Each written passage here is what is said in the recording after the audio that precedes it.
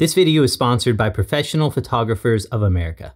All right, what's going on guys? Dan Watson, and hope you guys are doing amazing. It has been really crazy these past few weeks. Like I've been doing some shoots with some crazy Phantom Rolls Royces and some phones with BMW M Motorsports branding on it, some brand new stuff coming on the market. So yeah, stay tuned. It is about to get insane. But we are now well into 2022. And last year I actually put out a video going over my favorite cameras from every brand out there. However, I thought it would be cool because if you're already a Canon shooter, maybe you're probably looking at just upgrading your body, adding a second option. You probably want to stay with Canon. Maybe you're just drooling over some of these new cameras like the Canon R3, which I definitely wouldn't blame you for. I've actually been shooting with this a lot. So stay tuned, there's definitely some content coming on this guy right here. Make sure you're subscribed if you haven't already. I wanna kind of guide you through all of these cameras, some of my favorites, and even the least favorite Canon cameras for 2022. So we'll start things out on the cheap side,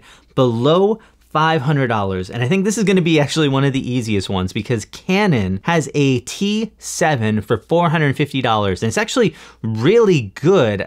Maybe good isn't the way to say it. It's not really a spec monster or anything like that. It has 9 autofocus points and 3 frames per second. But the camera is still good enough in every way, and especially because it is under $500 with tax and with a lens, which is insane. So everything on it might be kind of average, but the ergonomics are good, the image quality is good, the auto performance, whether you're using it with the viewfinder like a DSLR or using the rear screen in live view, kind of more mirrorless camera-ish, it's actually pretty good. And video also on this camera, again, there's no crazy features or 4K, but it focuses well. 1080p means manageable file sizes, and overall it's good enough for most people under $500, and it has some good manual modes in there for learning your way up into other cameras. Plus you can find hundreds of lenses for this camera priced below $500, which is awesome. So yeah, there are other cameras that might be considered a little bit better,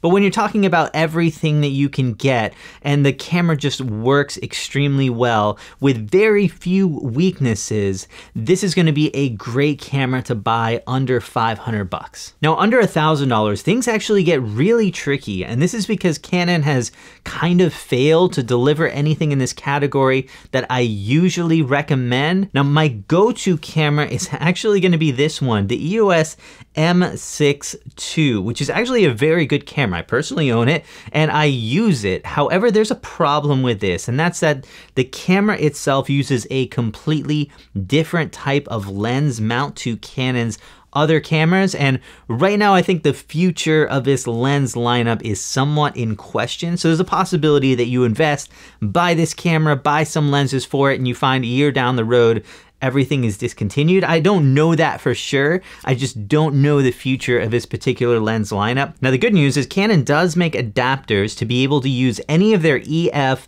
DSLR lenses with this camera. The bad news is that all of the new RF lenses that they use for their new mirrorless cameras like the EOS R6 and have great quality and great autofocus performance cannot be used with this camera. So it doesn't really work well as maybe a good B camera for a mirrorless camera. That said, this camera does have very good image quality, solid 32 megapixel sensor, 4K video, and a massive step up in features and speed from the T7. I mean, this is going from 14 frames per second in this camera to 3 frames per second in the T7. So if you don't mind taking a little bit of gamble with this lens lineup, this is going to be the camera that I would highly recommend. Now, under $1,500, you really have 2 ways you can go with this. So I am still a fan of this camera. This is the Canon 90D, and it has very few weaknesses here as well.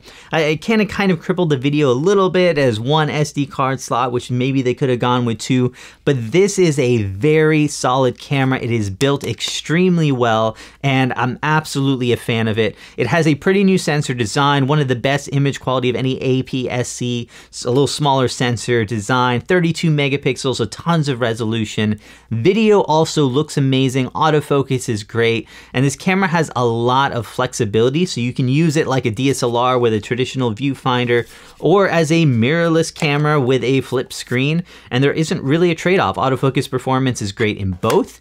It shoots 10 frames per second, so very useful for sports and wildlife, and that APS-C crop factor actually helps give you a little bit more reach with your lenses. That said, this is still a DSLR in a mirrorless world. It might be a little bit of a disadvantage not working with any of Canon's newer RF lenses, but the good option is that right now you can pick up a ton of these EF lenses for really cheap and even get some used ones. So this is going to be a great setup. Now, like I said, there's another option, and that is to go mirrorless with the Canon EOS RP. This is actually smaller. I haven't picked it up in a while. This is an incredibly tiny camera, like really small considering this is a full frame sensor right here. Unfortunately, this wasn't my favorite cameras in the world. Think of it more as like a Canon T7 with a full frame camera for people who have a little bit more money to spare. So as far as your features, it is more of an entry-level camera. It's gonna miss out on some of the more advanced ones, but it is less than $1,300 with a lens. It's not the best lens in the world, so it's gonna cost you a little bit more, but it is still pretty inexpensive for full frame cameras. So what this does buy you is better low light results because it's a full frame camera, really good image quality overall. It's actually a little bit lower quality, even though it's full frame, than some of Canon's other cameras like the R6 and some of their other newer cameras. But if you're really just getting into photography as a hobby and not really a profession, then you just want a casual camera with good image quality, the RP is going to be a really good option for you. Otherwise, definitely check out the Canon 90D. Now, under $2,000, this is a little bit of a tricky one because Canon doesn't have the best offerings right now in this price range. You might want to check out some of the other brands that are out there for this one. It's definitely going to be the EOS R though if you wanted to stay Canon, especially if you're a photographer. If you're a videographer or shoot kind of hybrid stuff, you might actually be better off with the 90D or with the M6 II, and you'll have a little bit of extra cash lying around to get some more lenses for that. But the EOS R, it's a full frame mirrorless camera. It wasn't perfect. It was definitely a bit limited with video. It's basically Canon's first attempt at full frame mirrorless. Had one card slot, so it's not my favorite for like weddings and events, and it's a pretty expensive camera. Overall though, it's still great to use. Again, it's not gonna wow you in every area, but it's a solid performer overall, as long as you don't expect too much from it.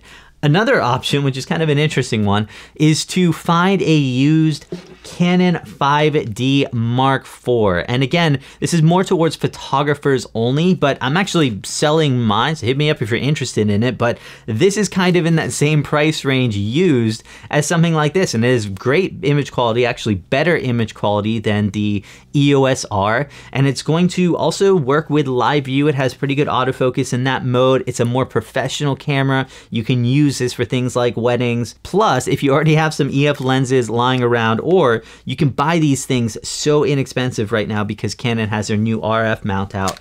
So yeah, this is going to be a great way to go find yourself a used 5D Mark IV. These cameras are still really good, especially for photo users. Now, as we get into this under $3,000 market, this is where Canon is exceeding like crazy right now. Some really good cameras, but along with those cameras, you will definitely want to check this out too. I mean, if you've been hanging out with me at all, you've probably heard me talk about the nonprofit PPA and some of their awesome benefits. One being access to Imaging USA, the photo show, which I just went to like a couple months ago and did some awesome shoots out there. So once you join PPA, right off the bat, you get $15,000 worth of equipment insurance included with your membership. Along with that, PPA has updated the policy, so you are also getting full replacement coverage of your gear with a flat $350 deductible, or you can repair your equipment with just a really small flat $50 deductible. Any of these two things would cost you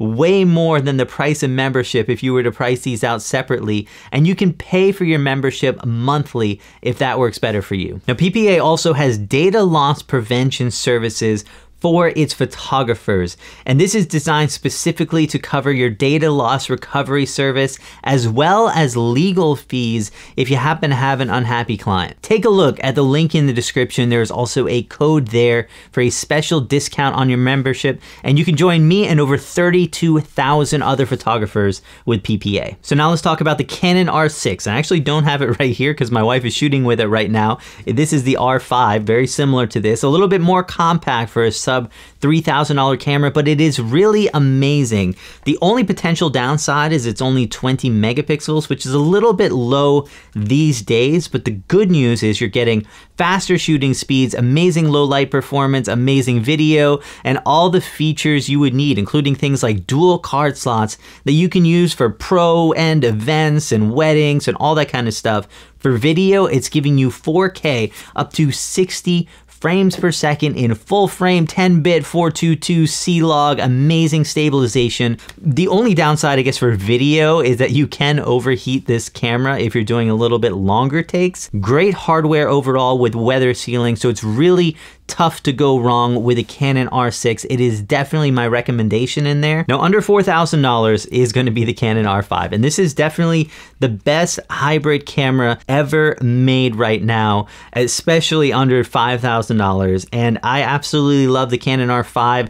This camera is just amazing in so many areas. So photo shooters out there, 45 megapixels at 12 frames per second, or even faster if you use electronic shutter. You have stunning autofocus performance, amazing hardware, an upgraded screen from the R6 and viewfinder, and so much more. It's got a really nice flip screen on it. And yeah, the hardware is great on this camera. Plus, it also comes with some amazing video performance. I'm talking 8K. You can even shoot 8K RAW on this camera, 4K 120, 10-bit 422. The only weakness is that this camera can overheat, and there is a 30-minute record limit for videographers. I don't quite understand why that's there in a camera of this caliber, but we do have that. So there are a few different weaknesses, especially if you're doing longer take videos. But definitely if you're a photographer, the Canon R5 is the camera to beat right now, and I don't think that anything else is going to beat it for a little while. All right, so now we get to the flagship Canon R3, and I actually have some really cool content coming out on this camera. Also just released a video going over more the video side of this camera compared to the Nikon Z9. So if you haven't checked it out, that would be a good time. But this is an absolutely stunning camera in so many ways. It is deceivingly light. Like every time I pick this up, I feel like it should be so much heavier than it is. And even though this is a great camera, the only thing that has held me back is that I tend to shoot with a Canon R5 even a little bit more because it gives me that higher resolution sensor. I rarely need over 12 frames per second, and it's very impressive in so many ways. And even the mechanical shutter on the R5 is so quiet, you probably will not hear it above the ambient noise of the room. But if you do want to be able to shoot more than 12 frames per second, you don't mind going a little bit lower resolution down to 24 megapixels, this gives you some amazing quality. The build quality is stunning. It is way lighter than it looks, and you can shoot 30 frames per second, no viewfinder blackout, no shutter wear, no sound if you don't want it, and some of the best autofocus performance you can get on any camera, period. So the Canon R3 is definitely a camera to beat. Now, I do want to mention some really popular Canon cameras that I'd personally avoid buying right now, and I know I'll get some hate for this because some of these cameras, they're not bad necessarily, they're just better options on the market right now than any of these cameras. And the first is going to be the Canon 6D Mark II, and this is a camera that really doesn't look that bad on paper, but it really wasn't Canon's best quality sensor. The AF points are all like largely grouped into the very center of this frame, even less spaced out than like the Canon 90D, and it is less than half the speed of the 90D at just 6 frames per second. The video on this camera is also pretty bad considering the price. So it looks more like a professional camera than something like an M6 II, but honestly, the M6 II is more impressive in so many ways.